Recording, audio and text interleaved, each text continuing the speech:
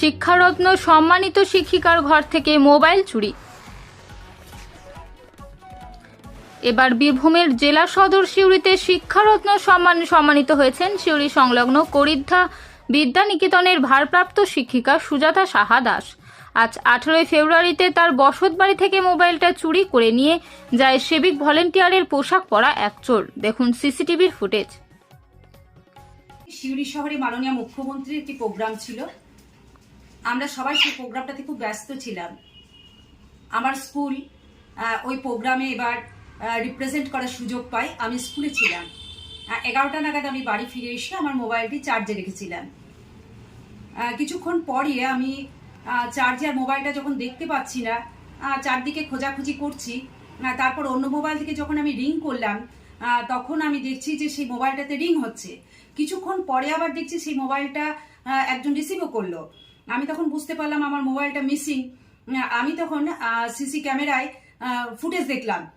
Footage দেখে তখন আমি দেখতে পাচ্ছি যে সিভিক পুলিশের ড্রেস পরা একটি লোক, তার গায়ে লোগো আছে সিভিক পুলিশের, সে আমার দরজা খুলে সিঁড়ি দিয়ে ওপরে উঠে এসে ডাইনিংয়ে এলো এবং ডাইনিংয়ে এসে সে ডাইনিংয়ে খানিকটা ঘোরাঘুরি করে হয়তো রুমের ভেতরে আমার গলার আওয়াজ শুনতে পেয়েছে।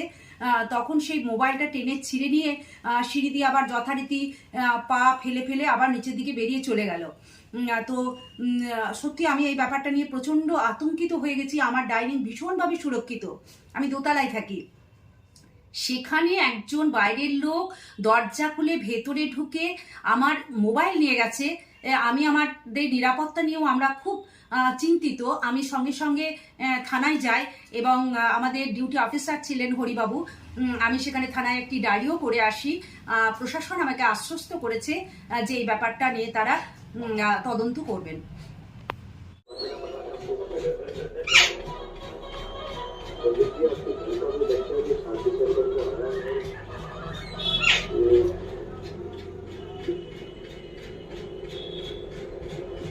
এবার নিচে খুলে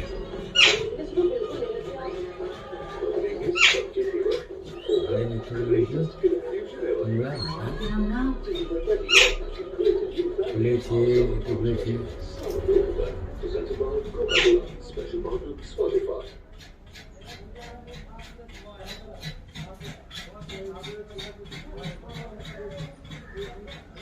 থাক পজ করা কিছু দোকানে। সিউড়ি থেকে মোহাম্মদ আমিন নাসিদের রিপোর্ট, বীরভূমি বার্তা।